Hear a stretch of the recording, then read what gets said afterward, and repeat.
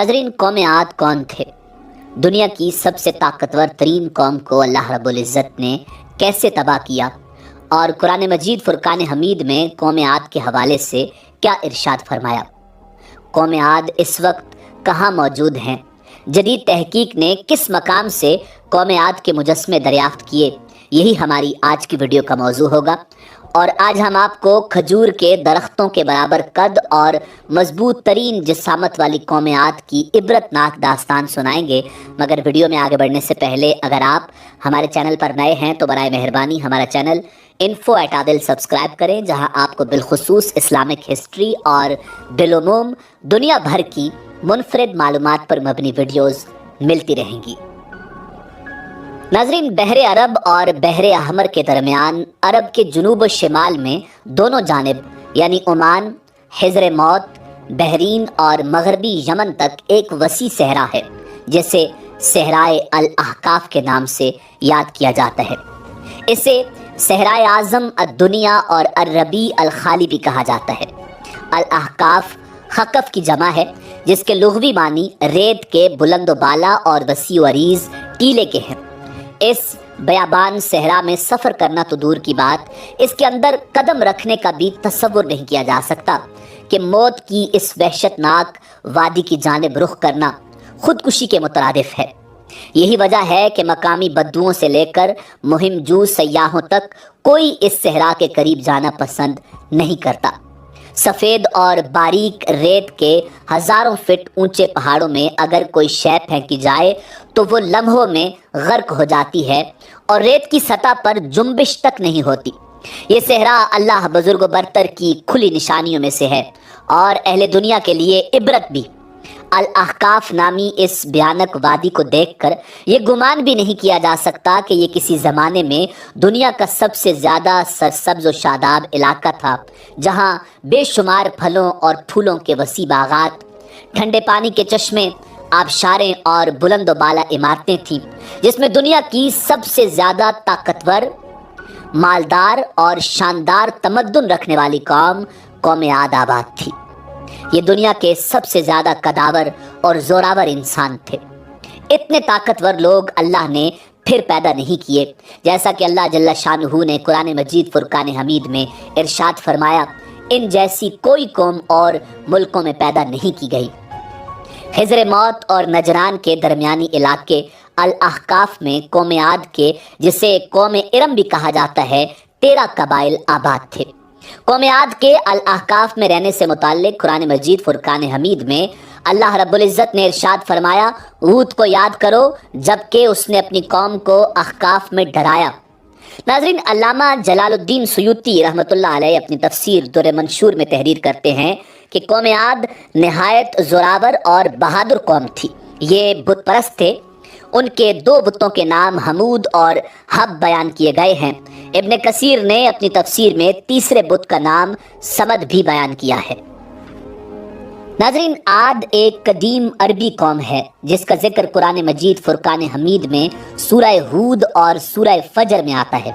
इस कौम पर हज़रत हूद अलैहिस्सलाम को नबी बनाकर भेजा गया था। जब इस कौम ने शिरक और बुत परस्ती तर्क न की तो अल्लाह रब्बुल इज़्ज़त ने अजाब नाजिल करके इसे तबाह कर दिया।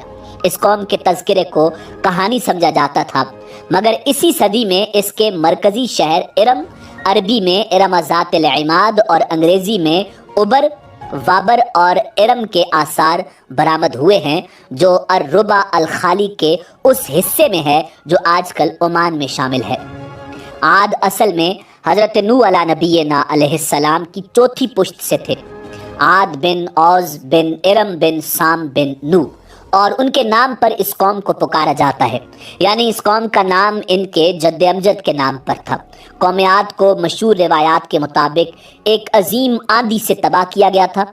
कुरान के मुताबिक ये कौम दुनिया और आखिरत दोनों में अल्लाह की रहमत से दूर और महरूम है।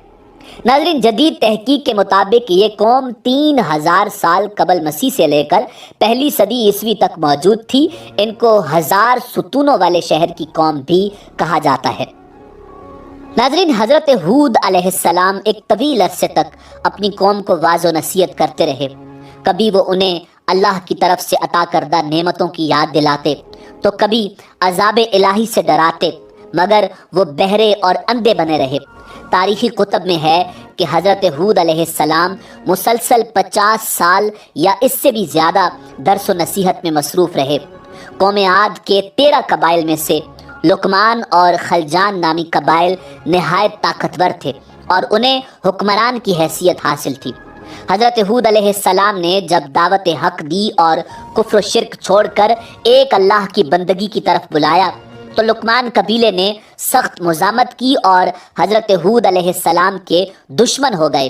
اس کے برعکس دوسرے قبیلے خلجان نے حضرت ہود علیہ السلام کی باتوں پر غور و خوض کیا اور ان میں سے اکثر جلد ہی آپ کی دعوت کو قبول کر کے ایمان لے آئے۔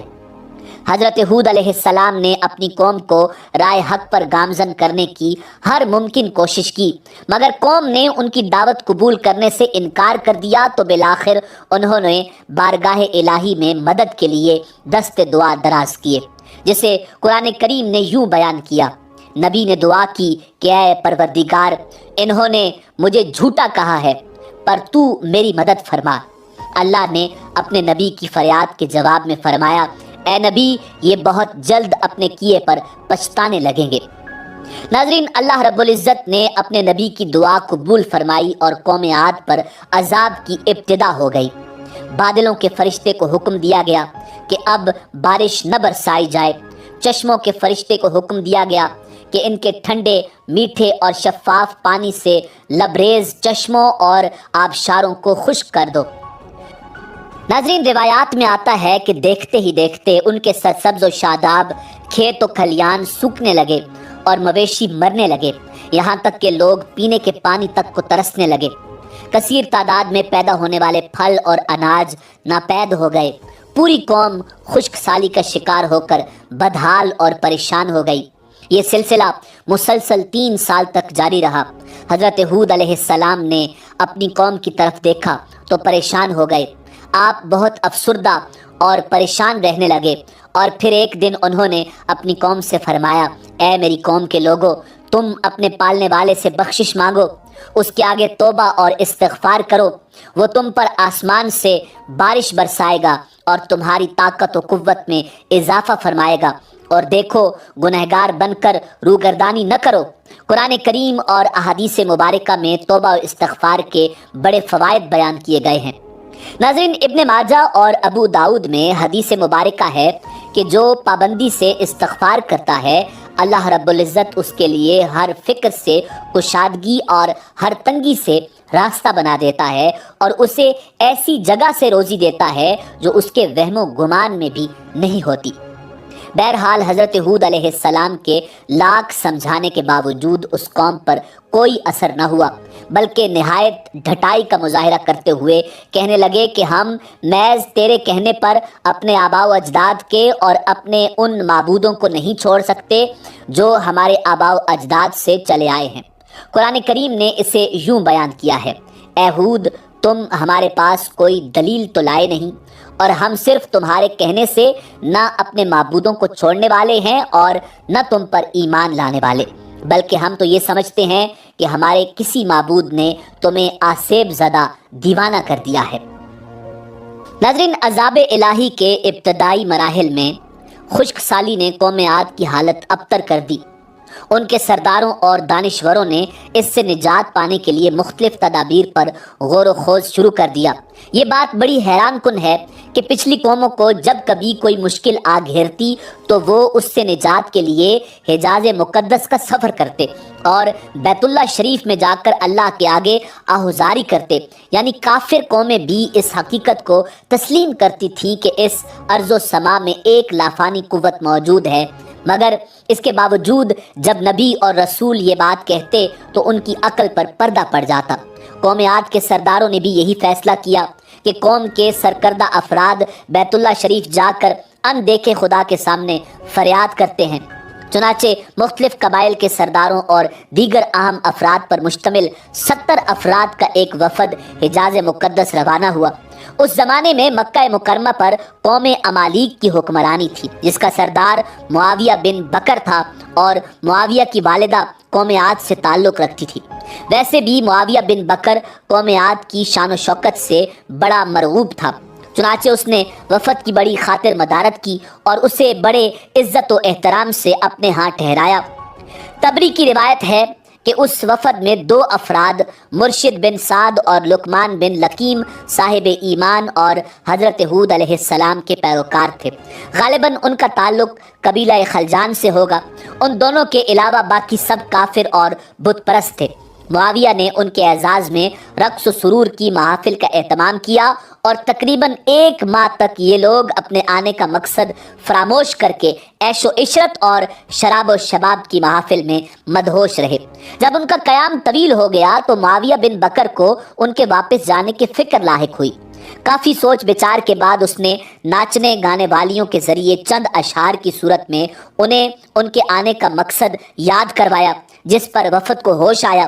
تاریخی کتب میں درج ہے کہ اس موقع پر وفد میں شامل مرشد اور لقمان نے ایک بار پھر انہیں سمجھانے کی کوشش کی، جو کچھ حضرت ہود کہتے ہیں اس پر ایمان لے آؤ، مگر وہ نہ مانے۔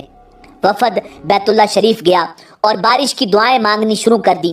ابھی تھوڑی ہی دیر گزری تھی کہ اللہ رب العزت نے آسمان پر 3 رنگوں کے بادل بھیج دیے، جن میں ایک سفید تھا، دوسرا سیاہ اور تیسرا سرخ۔ اس کے ساتھ ہی آسمانوں سے ندائے غیب آئی، اپنے اور اپنی قوم کے لیے ان تینوں میں سے کسی ایک کو پسند کر لو۔ چنانچہ وفد نے سوچ بچار کے بعد سیاہ بادل کو اپنے لیے پسند کیا، جس کے ساتھ ہی سرخ اور سفید ٹکڑے آسمان سے غائب ہو گئے اور ابر سیاہ آہستہ آہستہ آسمان پر چھانے لگا۔ وہ لوگ اپنی دعا کی قبولیت پر بڑے خوش تھے اور سمجھتے تھے کہ اب خشک سالی ختم ہو جائے گی۔ ناظرین، روایات میں آتا ہے کہ پوری قوم نے خوشیاں منانی شروع کر دی، مگر حضرت ہود علیہ السلام سمجھ گئے تھے کہ یہ عذاب الہی ہے، لہٰذا انہوں نے ایک بار پھر اپنی قوم کو مخاطب کرتے ہوئے فرمایا، اے میری قوم، یہ اللہ کا عذاب ہے جو تم پر نازل ہوا چاہتا ہے۔ پھر انہوں نے اللہ تعالیٰ کا فرمان انہیں سنایا، نہیں بلکہ دراصل یہ ابر وہ عذاب ہے جس کی تم جلدی کر رہے تھے۔ یہ ہوا کا طوفان ہے جس میں دردناک عذاب چلا رہا ہے، جو اپنے رب کے حکم سے ہر چیز تباہ کر ڈالے گا۔ ناظرین، حدیث شریف میں آتا ہے کہ اما عائشہ صدیقہ رضی اللہ تعالی عنہا نے حضور نبی کریم رؤوف الرحیم صلی اللہ علیہ وآلہ وسلم سے پوچھا، یا رسول اللہ صلی اللہ علیہ وآلہ وسلم، لوگ تو بادل دیکھ کر خوش ہوتے ہیں کہ اب بارش ہوگی، مگر آپ کے چہرے پر اس کے برعکس تشویش کے آثار نظر آتے ہیں۔ آپ صلی اللہ علیہ وآلہ وسلم نے فرمایا، عائشہ، اس بات کی کیا ضمانت ہے کہ اس بادل میں عذاب نہیں ہوگا؟ جبکہ ایک قوم ہوا کے عذاب سے ہلاک کر دی گئی تھی، اس قوم نے بھی بادل دیکھ کر کہا تھا، یہ بادل ہے جو ہم پر بارش برسائے گا۔ ناظرین، روایات میں آتا ہے کہ قوم عاد نے اس عذاب کو بصورت بادل اپنی بستیوں کی طرف آتے دیکھا تو کہنے لگے، یہ تو بادل ہے، ہم پر بارش کرنے والا ہے۔ قرآن کریم میں ہے کہ اللہ رب العزت نے تیز آندھی کا یہ عذاب 7 راتوں اور 8 دنوں تک مسلسل جاری رکھا۔ آندھی نے کسی ایک کو بھی نہ باقی چھوڑا، یہ ہر ایک کے پاس پہنچ گئی، غاروں کے اندر، پہاڑوں، گھاٹیوں اور چوٹیوں، گھروں، محلات اور قلعوں کے اندر سب کو فنا کر ڈالا۔ ابن عمر رضی اللہ تعالی عنہ سے مروی ہے کہ نبی کریم رؤوف الرحیم صلی اللہ علیہ وآلہ وسلم نے ارشاد فرمایا، وہ آندھی جس کے ذریعے قوم عاد ہلاک کی گئی، اللہ نے ان پر انگوٹھی جتنی جگہ کی مثل ہوا کھولی تھی۔